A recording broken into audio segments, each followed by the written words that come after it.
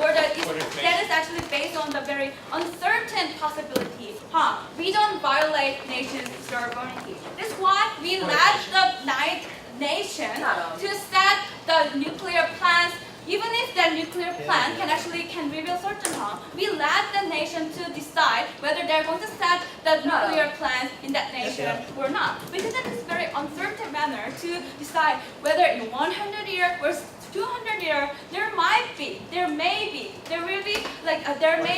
a climate change or not. How can we actually force the nation to unilaterally find the criteria? We cannot do anything in that. And secondly, we think that is very secondary harm. We think that it's not directly attack that nation or the neighboring nation. It's actually secondary harm. We don't violate the nation's sovereignty in that level. That is the two criteria regarding on the nation's sovereignty. We couldn't hear any of that analysis on this manner.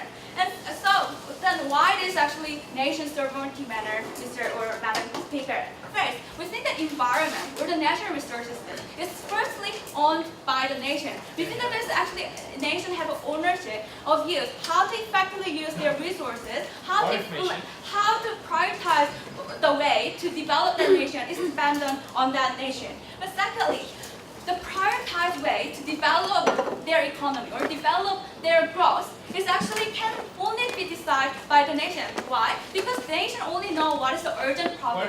Even if they can compare what is the short-term benefit or the long-term benefit, even if the environmental solution can also benefit in a long-term way, if they think there are the people dying in the street, if there are people losing their job because of their unilateral enforcement of that agreement, then nation can decide saving the people should be prioritized first if they think there is more urgent problem for them to fix. Then secondly, before I move on. Yes. Basically, the binding targets are made and promised by individual nations' recommendation. They announce that they will do this, right? You lost your chance to clarify that one. So second speakers should clarify what is the target. So secondly, why is it morality? We think that rules of the treaties or the international treaty is actually ruled or made by the Western or the developed nation who already use the national resources, who already use the environmental situation to develop their nation in the first place. We think that is a unilateral rule enforcement from the Western country. But secondly, they don't have a right to say because they already could get the benefit from using the environment. We think that is actually immoral way to push this problem. And thirdly, Madam or Mr. Speaker, we think that it's actually only benefiting to the rich, but not caring about the poor. We think that is especially in the situation of the developed nation, where the technology or where there is not various variety of forms to develop their economy or develop their fast growth. They have to think this is an urgent manner. So how to think about how to make a fast growth, how to effectively use their resources, what is the best way for the nation to grow or keep up the economic speed. We think that is a prioritization of the nation. But we think that if we force this policy, we think that it's only the poor people who's dependent on the natural resources, who is dependent on the environmental skills. They will be punished, or they are the one who is victimized or exempted from this policy at the end. So what have I told you now? I have told you why this actually is not the exact criteria that national sovereignty cannot be invaded. I have told you why is a nation can function in a better way. So NC will prove you why it is actually better to persuade the nation in his speech. I'm very proud of Paul.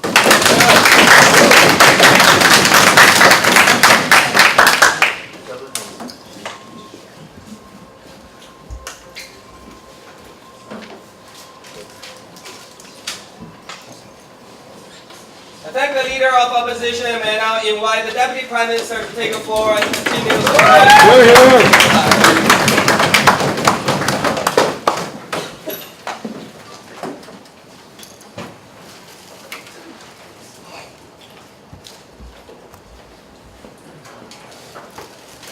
Thank you, ladies and Today, I cry yet another again for the poor people in the less developed countries and people who are in danger from the climate change legends. And I also feel sorry for Taiwanese people who are already living in a pretty hot country and that they will be suffering from even a hot and further raised temperature legends.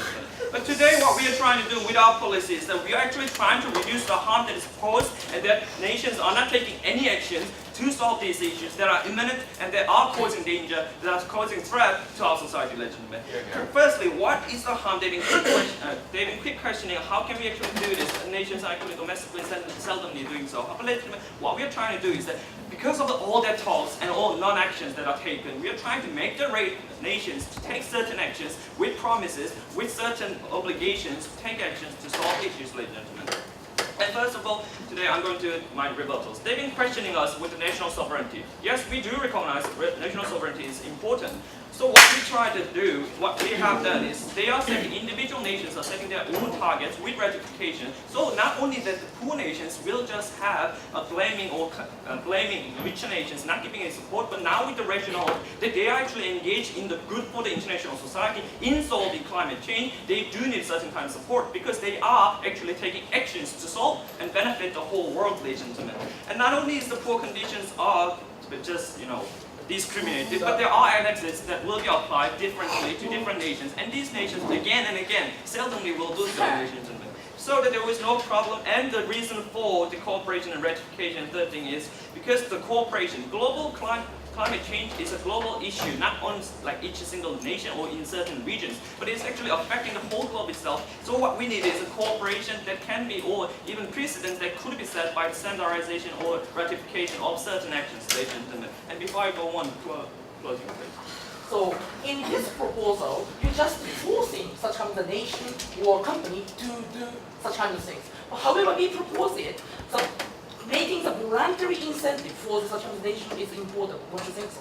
We do recognize the incentives that are given by individuals by themselves is very important. However, these individuals, they only seek their national interest or their company interest so that they are not taking actions. And we've seen that happening in the Kyoto Protocol, in the Copenhagen, with China, with the US. So we are trying to make some actions here so that we and everyone will follow the orders. No, thank you.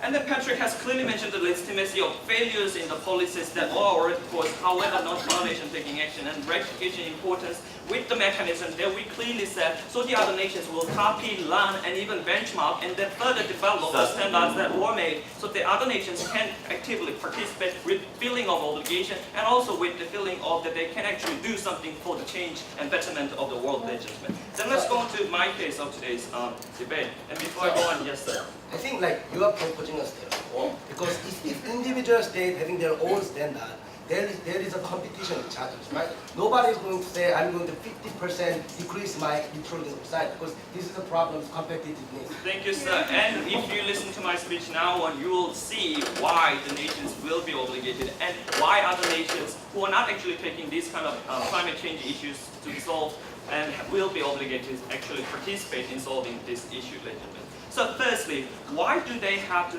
have a set binding targets, ladies and gentlemen? First, since there is no all talk, no action, and there is no obligation that are forced onto individual nations, causing no efficiency whatever in these issues, we do believe certain nations do see necessity of stopping climate change, and in these cases, we have to do certain actions cooperatively, internationally, and also domestically themselves as well, ladies and gentlemen.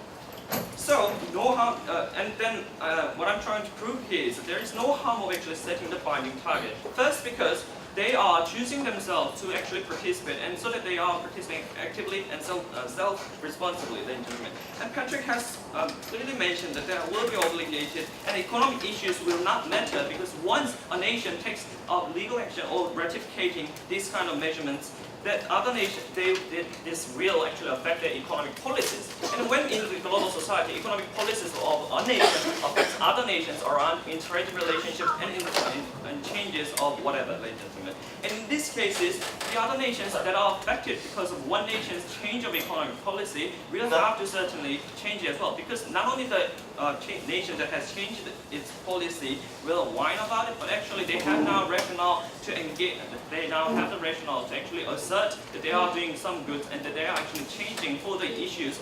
That is not because simply saying they are poor or they are less developed, but we are actually trying to do something, and that you should engage and help us in the manner as well, ladies and gentlemen. And so, no, thank you, sir. And so, how is it beneficial for everyone again?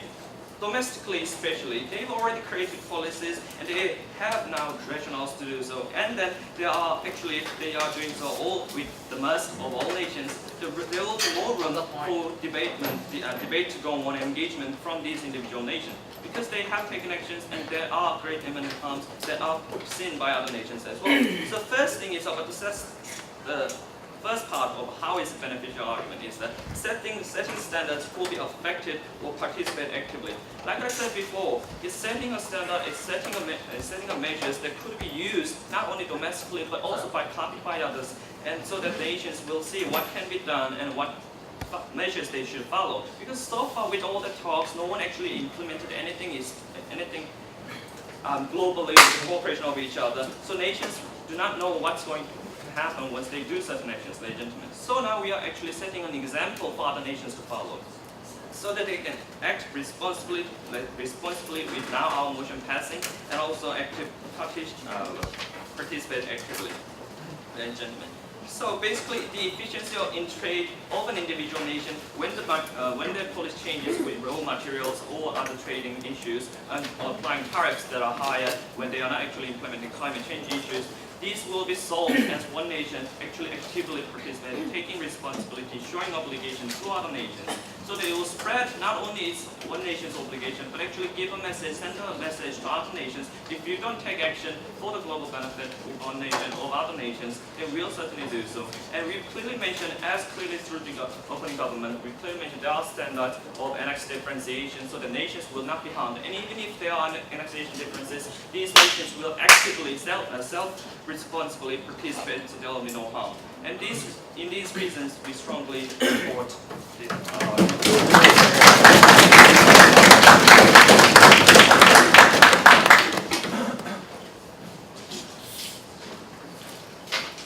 Thank the Deputy Prime Minister, and to conclude the Upper House debate, may I now invite the Deputy Leader of Opposition to speak.